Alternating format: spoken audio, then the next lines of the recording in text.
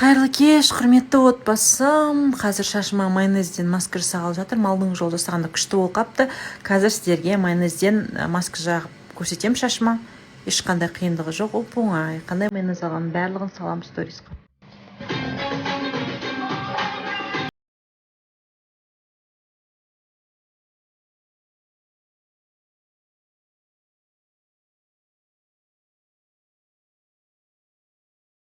Майонез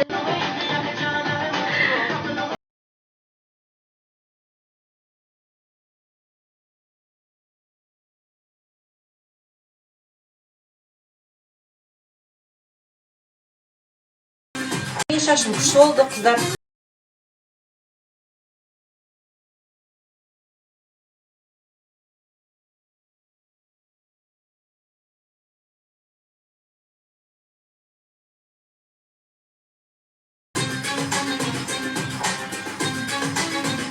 Асты жақтарына қолы жағып өтіп жалпы осылай жағып, қандай шапочка бар, оны орифлеймнен алған.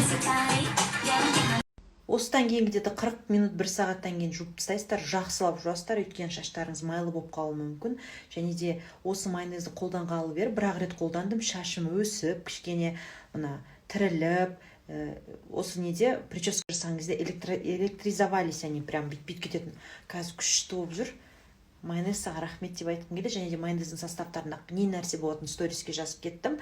Неге пайдалы екенін оқып, қолданып көріңіздер, қыздар. Күшті лайфхак. Шашым керемет болып тұр. Прям жақсылап тұрып жудым. Шампуньімді ауыстырған болатын айтпақшы. Енді қазір ойлиннің маслосы бар. Соны кончиктарға жақып қойым былай. Иісі күшті прям. И және де до лица 7 Solutions деген Атомидің маскасы бар.